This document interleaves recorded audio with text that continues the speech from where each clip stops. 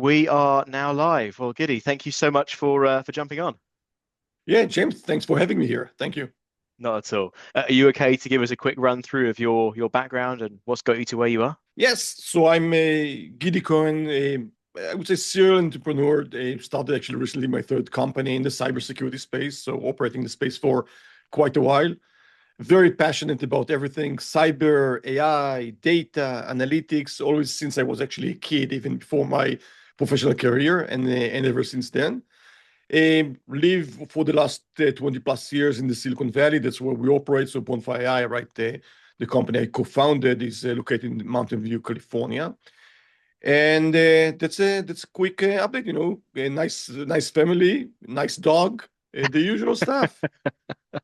Let's get into that. So you touched on it there. You're a serial entrepreneur. This is your third company. So Bonfy or Bonfy AI, take us back to what inspired you to start this company here.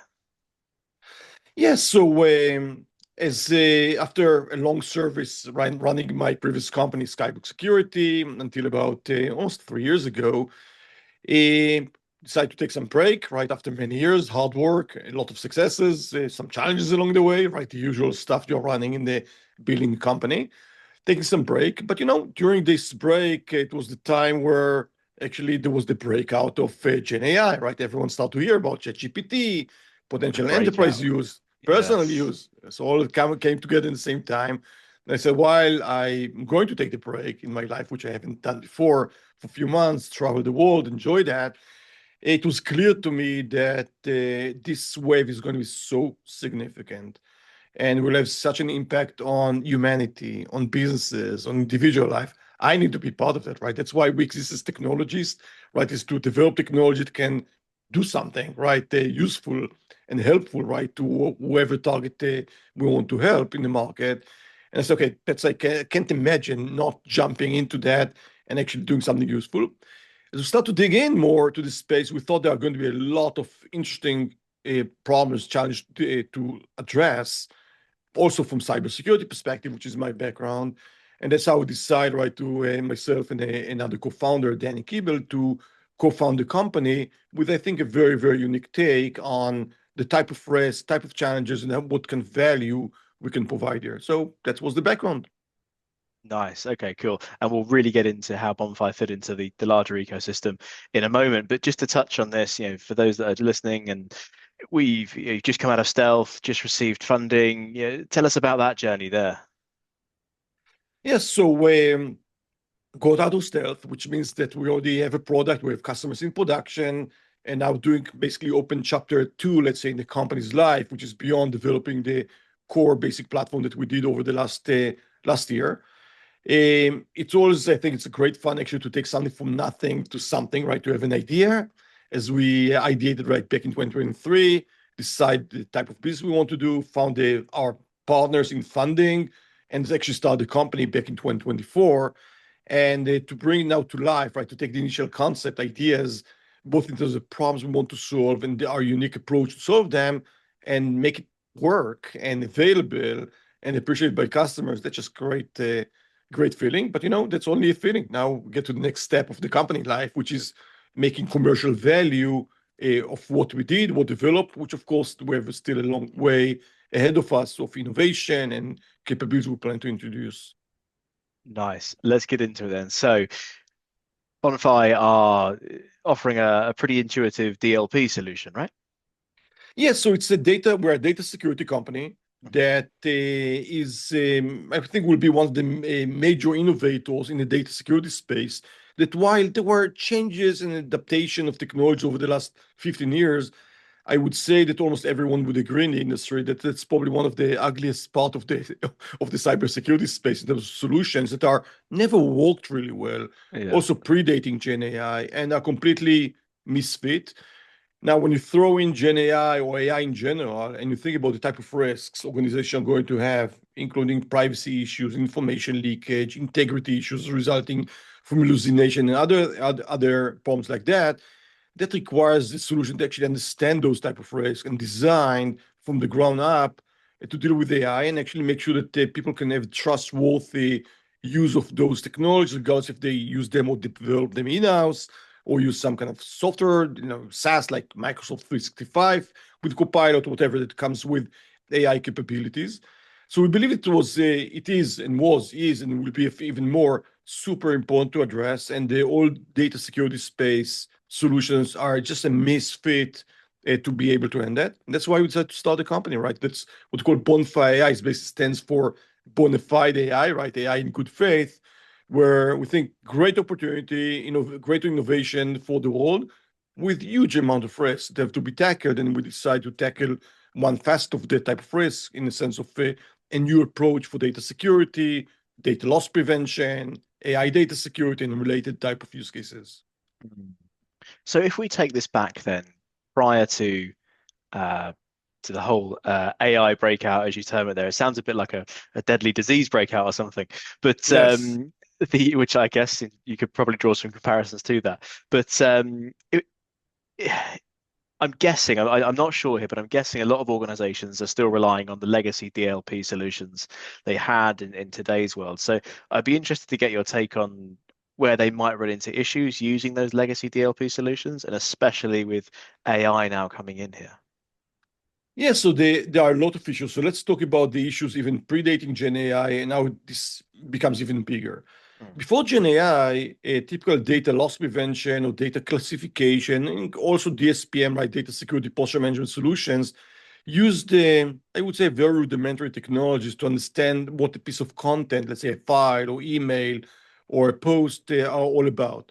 So basic technology for pattern matching, maybe basic machine learning, for classification. The result of that was typically a lot of false positives, so a lot of false alarms, which means a lot of work to tune rules. A lot of people need, on the other hand, to respond to false alarm. Think about, let's say you have some firefighters stationed in your town, and every 5 minutes they're being called to a fire that does not exist. Okay, so it's exhausting, it's costly, etc. That's on one end, and on the other end, they didn't catch a lot. So there are a lot of different type of risks that those solutions can't even understand. Let's give an example. Think about if, again, in the business example, you want to make sure that you keep your customer data secure in their own silo. How do you make sure that you don't mix one customer data with another? No one knows because no one understands cybersecurity solutions, what a customer means even, right? They're talking about bits and bytes, right? So there are lots of what's called false negatives, which means security breaches. Okay, so think about like the false alarms that I mentioned about the firefighters. Think about you might have kind of 10 calls a day, which are false. Maybe one of them is correct, but maybe there are another 100 fires a day that no one calls the firefighters to fight even, right? False negatives, right? The things that you don't know that just happened to you. So those solutions were not good in either elements, primarily because of technical limitations and concepts that they used. When you now push it forward to the world of Gen AI, it became even worse, right? Because it means that if we trusted maybe people to call the firefighters, right, because they maybe smell some smoke or whatever, and now you don't even have that, right? Humans are getting out of the loop in content creation or communication. Then on one end you have less controls, and on the other end you have a lot of more content. It's being generated by AI agents, by LLM, Copilot, whatever. So huge escalation or acceleration of exponential growth of content with no understanding of whether it's risky or not. Declining controls, right? Humans are getting out of the loop due to a lot of automation, resulting in a huge amount of risk, and that has to be tackled. So it was not good before Gen AI broke out, and I think they rendered themselves almost useless nowadays. Understood. So it's just magnified the problem. And you hear these horror stories of, I don't know, employee A searching redundancy list on Copilot and they're finding their name on it, or all kinds of other sensitive data that, it needs to be thought about in, I guess, in the modern Gen AI world. So how does Bonfire then tackle this? How does it do it differently? What's kind of the crux of this? Yeah, so let's maybe talk a bit about what pains are we addressing, and to give some clues of how we do that as well, right? Without getting too technical. Mm. So in terms of the pains that we are addressing, we're providing a solution that helps organizations have let's call it a unified approach to understand where content, either in motion typically is mail, chat, when the bits are moving from left to right and you want to catch them on the way. So content in motion, data in motion risk are also addressed with the same logic. The data at rest, which might be in SharePoint, because again, it was filed in SharePoint with, as you said, a redundancy list that somehow was accessible by various users and kind of was more noticeable due to the use, let's say, of Copilot or any other, or they are using web and maybe use some unsanctioned ChatGPT-like site and sending sensitive information just because they want to have a cool summary for a meeting or whatever it might be, right? So there are a lot of communication channels and information systems where unstructured data content is, and we developed an architecture that and solution can work in a multi-channel way, right? So same brain, same engine apply to all of that. So that's one element. Second element, but that's not enough, right? That means just maybe we build a smart architecture, but where is the wisdom to eliminate the false positives, right, and false alarms and the missed breaches, etc. So we developed a very unique technology that actually can automatically learn the context of the organization for their purpose, such that you can, when we are using advanced AI technologies to analyze an email or a file or a blog post or whatever, a web use or whatever, we analyze in the context of the organization. So think about the example I mentioned earlier, like making sure that we don't mix one customer data with another and actually violate the trust, right? If you understand your customer base automatically, maybe you can fingerprint and then say, this piece of email belongs to or relates to one customer, and now we are mistakenly or not, or maliciously saying it to the wrong party, just for the sake of example. So context is the most important keyword here. Solutions, both old and also new in the data security space, DLP, next generation DLP, and others, don't have context. And as much as they may use even now more sophisticated technologies like LLM to understand what an email is all about, find risk, without context, LLMs cannot do their job as well. So we developed this very unique technology that can actually learn context, business context automatically from enterprise systems and know how to apply it smartly, such that you can reduce a lot of false alarms on one end, but actually find a great amount of potential breaches that could be avoided that until now the organization was completely blinded to. Wow. So it learns how your business operates and assess what's a risk and what's not. Exactly. Wow. Okay. That's pretty cool. Is Yeah, this it's cool and necessary, I believe. Yeah. I was going to ask you, you talk a lot around adaptive content security. Is that what you're getting at there, or is that a different category altogether? It's a good question, right? Because category names are changing and evolving over time, and there's a lot of always collision and overlap, as you know, in cybersecurity between different segments. At the core, think about what we are, right? We are a data security, primarily for unstructured data security platform company. If you're looking on the main use cases that the solution is designed for in the early days of our existence, are typically the next generation data loss prevention for data in motion, data at rest. There's more and more use for AI data security classification. You mentioned Copilot, right? Today, and we just actually announced a few days ago, the ability to deal both with the downstream risk of using Microsoft Copilot and the like. So basically the outcome or output of the use to make sure that it doesn't violate policy, does not create risk for the organization, internal or external sharing or sending information, but also deal with the upstream risk and actually make sure that, let's say, Copilot can be exposed to only things the organization actually allows Copilot or like type of solutions be exposed to, so actually can handle risk both in the input and the output of AI solutions with the same platform, same logic, same business context, which gives a lot of power and consistency for organizations. Understood. So is this the adaptive content security or the ACS that you speak around with Yeah, Bonfire? so it's a good point. So we call our platform, right, Bonfire ACS, stands for Adaptive Content Security, because part of what we believe, we talked about context, that context is not one-time thing. So you get a snapshot of the organization today, and from then on, somehow, magically, and then from somehow, you can know on the life cycle of or the lifetime of the organization exactly what's right, what's wrong, what are the risks, right? That has to be adapted and ongoing learning. That's what we do. So our solution is not just learning in the beginning. And by the way, it's fully automated. And of course, people ask me, only solely for the use of our customer to learn from. So we, Bonfire, we're not training our models based on customer data. Whatever we get from the customer is solely used for customers. okay, in the way that we use. So it's completely secure and with the most stringent controlling around data protection, etc. But anyway, so we do this learning on an ongoing basis such that there's an adaptive understanding of the context of the organization. So let's say you have now a new customer, you have some change in address, you have some new customer. Until now it was only in the UK, let's say. Now you have customers in Germany, and maybe some GDPR rules kick in, for example.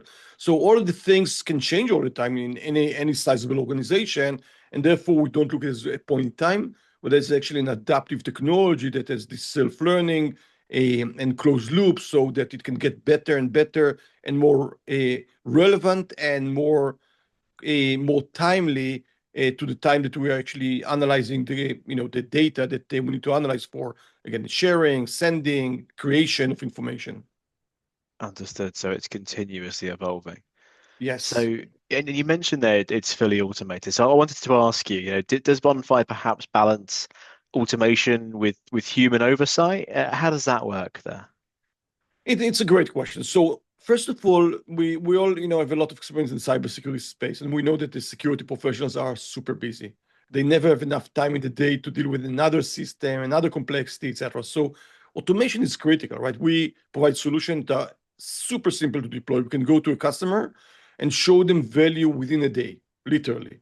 Wow. Why? Because we designed the solution to be autonomous, automatically learning, out of the box policies, out of the box readiness, while we have a lot of customization or configuration capabilities as customers want to tweak it to their needs. It can bring value very, very quickly. And we designed for, because we know everyone is so busy and want to get visibility quickly before they spend a lot of time on. So automation is critical. But saying that, we give the full control for our customers to decide how things are fully automated or not. So, for example, you can start Okay. with the solution that automatically provides visibility, detect issues, doesn't do much, or you can do it as automatic as enforcing policy, blocking communication, escalating to the security operations center. So the level of automation can be controlled by the customer in terms of what to do with all of the insights we provide to them. They don't need to have it fully automated. They can have many human in the loop if they want or not.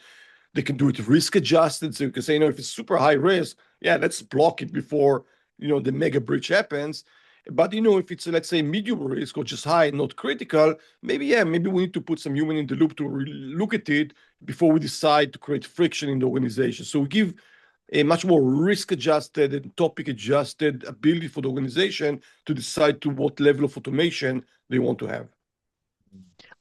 I, I don't know, but I'm guessing that's probably quite a big, I guess, reassuring point for customers, especially new customers, don't know you too well, that they can sort of then adjust that scale accordingly. That must be a huge win. Yeah. Yeah, I think it's critical. And also, we need to realize different organizations have different philosophies of how they want to manage security. They have different level of resources, they have different programs. So some would want to automate everything and put it in security operations center and let the SOC, right, SOC team, the security operations, address that. For some, they do have data security team that want to be more involved and more in the loop in a system like ours. So we just want to make sure that we are not kind of fixated on one way of doing business, but give the optionality to customers in the way they want to automate, while we can automate as much as they want, so that it's really easy to get to great time to value, get quick visibility without the need to start, 6, 9 months project until you can start having the machine doing something for you. We want the machine to work for the organization, not the organization work for the machine, if you know what I mean. I got you. I got you. And it kind of leads on to something else I wanted to ask you around that. I see that Bonfire operates in healthcare, finance, insurance. Yeah, How others, does yeah. and all sorts there. But so these industries have, like you say, very different needs for their DLP solutions and data security, and different geographies will have apply different sort of layers of complexities to that. So how do the content security needs differ across these industries? And I guess how does that affect the solution you deliver? How do you adapt to that? Yeah, it's a great question. So it's actually two parts of the answer. One is what we discussed earlier, right? Our adaptive biz context learning. That's one of the reasons why we made it adaptive, to make sure that we can address not only different organizations in the same vertical and have their specific context when content is being evaluated to understand whether there's risk or not, but that actually can support different verticals completely, that have different taxonomies, different view of life. So while we do have complete automation of that, we give a lot of flexibility for organization to let's call it specify the type of context they want to have that might be different between insurance company and technology company or a manufacturer or government entity. So we give a lot of flexibility for that, and with the adaptive learning that is is kind of basically adapting. I'm using the term twice in the same sentence, but adapting to the specific context of the organization. So that's one element of the answer. Second element, which we have not discussed before, is how to define what bad content looks like, right? So let's say we now have context, adaptive, but still different organizations might have different definition of what is a risky content or bad content they want to put some control on, maybe block or modify or get more approval before it's being shared or whatever the action item might be. So we have a whole business logic engine with a lot of out-of-the-box policies that meet a lot of what is typically we see in many organizations like intellectual property protection, privacy rules, customer trust violations, and many other categories, while we also provide the generic mechanism for organizations to define their own high-level policies so they can define in very, very simple terms what risk looks like from their perspective. So we have on one end an adaptive, contextual way to understand the organization.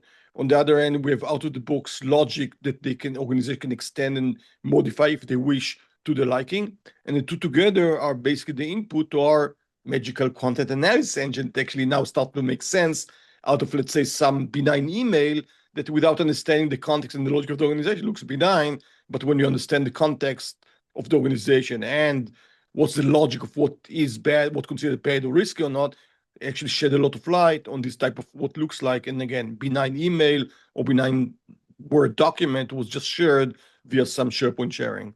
Hmm.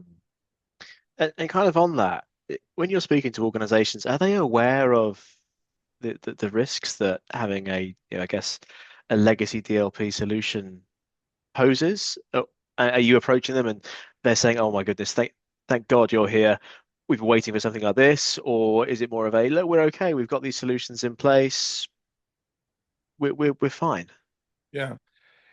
Yeah, I know that we are now on the podcast, so I'll be polite in my response regarding the history of DLP solutions. But I think that, but to be serious, I think the DLP space, the old generation DLPs, are probably the less respected part of the cybersecurity space. It just Okay. is. Organizations before Gen AI know that they don't provide enough value. They are complex to use, create a lot of overhead. They're not accurate, and that's kind of like almost like an axiom in the industry. Uh, so when we come to organization today, and we have kind of already a few customers in production, we're now developing a pipeline as we just got out of stealth. There's rarely a discussion within the enterprise or an organization about are we better? Why should they replace the old DLP? Are we better? Or whatever. It's just not discussed at all. It's more about the type of pains they have, either in areas that their data security program never addressed before because they have, let's say, new attack surface that they never tried to protect before. Think about, let's say, Salesforce. It's just a good example, right? There was a big breach, right, with the Salesloft Drift breach from a few weeks ago that affected Salesforce customers that were connected to that. It's just a good example where most of organizations don't have anything that covers those areas. They think they have, maybe they claim they have some check the box technology, but they don't. Okay, just to give an example. So there are a lot of areas in organizations that are not covered at all by all generation DLPs, just not covered. And the areas that are covered are not considered good coverage in terms of the false alarms, the blind spots, the false negatives that they have, etc. So yeah, from my perspective, it's a great opportunity because AI, what happened with AI, that's why we started the company, basically kind of shed a big light on the problem that was never solved well before. Now it becomes exponentially bigger. And organizations understand that maybe if until Gen AI, either it was good enough or maybe kind of like a check the box item because they need to show to auditors that they do have some program in place, even if it's not great. It was whatever it was. I think organizations understand they just can't do it anymore, and they need a solution that solves both the emerging problems due to AI exposure, and also at the same time, why not address the problems that were never solved well prior to Gen AI as well. Understood. So if I'm in the if I'm listening to this, I'm in the C-suite for a 5,000 user organization. I know that my teams have just started using AI. What advice would you give to ensure that this content is secure as it can be? Yeah, I would say a few things. One, first of all, be aware, right, that the risks are not just theoretical risks, right? The way AI works, Gen AI works, again, Microsoft Copilot, other use of LLM, etc., is that there are basically took some genius running on a GPU that they can access all of the information which is available for the users, whether it should have been available or not, and will do something with it. And something with it can result in information leakage, result in integrity issues, can result in breaking customer trust issues, can break the law. Okay. So the risk is not a theoretical one, it is the reality of using those technologies, not because they are bad, because they're exposed to a lot of information. In many cases, they just don't have their own judgment. They don't know what risk is, right? How would they know, right? There are language models. And the more we trust them, and all of us trust them, right? I'm using ChatGPT on a daily basis. They are great technologies, right? Mm. But the more we trust them, our guards as humans are dropping. And the more we use the AI agents that work on our behalf, our guards won't exist even, right? Because the agent does it automatically. Who will put the guard? So the risk is not theoretical risk. Yeah, one day, we might have an issue here and there. The risk is significant. It happens now. I think organizations have zero control in most of the cases of what's going on and zero visibility. I'm talking to a lot of CISOs, both before we got out of stealth and definitely since then. I think the common denominator is zero visibility to what's going on. Not whether AI is being used, because between us, it's used everywhere, regardless if the organization admits that or not. It's more about what's there. Do we have maybe organization, maybe everything is perfect and there's no real risk. Fine, let's know about it as well. Or maybe there's some risk that we need to mitigate by maybe better training or security controls or implement a data loss prevention solution. They just don't know. And they don't even have the means to know. So I would say to organizations, don't delay your AI adoption, but accelerate significantly your adoption of data security controls. It will provide you visibility, and as you can ramp up your journey, that will provide the means also to do enforcement for data in motion, data at rest, etc. Because the risks are today; they are not future risks. That kind of ties into, I was going to ask you around how you see the whole balance between AI innovation and security evolving. But you kind of answered that there with, don't stop the AI innovation, just ensure you have controls or technologies around what the AI is doing in Yeah, place to, build a yeah, safer exactly. environment. I think that what organizations need to realize that think about what happened in the past, right, with other huge waves of technological innovation disruption like cloud security, cloud. Cloud, yeah. Okay. Yeah, yeah. So let's look at public cloud. It took years since the emergence of public cloud ability, let's say by AWS or Azure or GCP, until organizations understood they have security issues. Then there was a whole market of different solutions, right? Dealing with the cloud workload protection with CSPMs and other stuff. It took years until it developed. An organization understand that they need more and more of those controls. The challenge is that what happened then with cloud, it took years to develop. Again, it looks now, maybe it's obvious, right? Of course, everyone is using those cloud solutions. It took a while, right? Until it became kind of like almost by default where you put your data and systems in terms of location and services.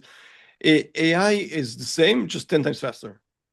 So if it took time for organization to adopt cloud, etc., let's say over 10 years, or until everyone, some early adopters do it early, some later, 10 or 15 years.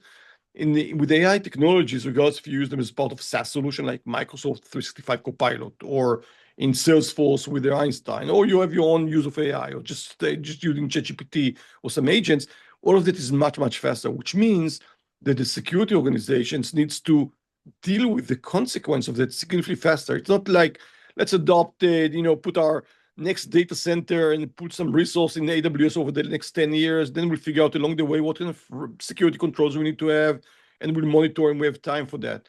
Everything is condensed. So organizations need to have visibility basically at the same time they're implementing AI security solution, not to delay it. so they understand what's there, so they know even to have a strategy of some AI governance and understanding how to protect the organization. So yeah, I urge organizations to take it super seriously and super fast. Yeah, and it seems like the security industry has really stepped up to the AI challenge, and we see new investments and funding and all this really positive flow around securing AI, whether it's agentic or LLMs or whatever it might be. There's certainly a lot of buzz around that at the minute, which is encouraging to see. And Yeah, go yeah, on. for sure. I was just going to ask you. I know we've darted around a lot of different areas here, so thank you for fielding the questions. But I was just going to finish up on, I know it's super early with you guys at the minute, but what are you excited about over the next, say, 12 months or so? What's the plan for Bonfire? Yeah. So our plan is to grow a lot, right? We believe there's what we are seeing so far, 2, 3 months after getting out of stealth, there's tremendous demand, there's tremendous appetite by organizations to learn what's there that they can finally solve both the emerging problems of AI and actually the problems that predated that in data security. So a lot of appetite to learn. I would say there are a lot of organizations that are starting to budget for solutions in the space for the 2026 fiscal year, right? Because they see that they need to get going, right? They just don't have the time to wait until something will happen until that. So that's super exciting to see. And also internally at Bonfire, right, we are super innovative company. So even our platform, the first generation of that, very innovative, very differentiated from both definitely the older solution in the space, but also the other next generation players. And we have kind of a very rich roadmap of how to take our multi-channel, context-aware, entity-aware approach and actually bring it to more and more elements of data security. So really turn it on to a significant platform, significant player that would be kind of, I think, very notable in the security market for the coming years. That's awesome. Well, you've got the experience in that entrepreneurial sense to prove it on paper, so it's just the beginning. So excited to see where this goes. Yes, very exciting. Well, Gidi, thank you so much for jumping on today. Appreciate it. Excited to share this with the guys. James, thanks a lot for having me here. Thank you. Cheers.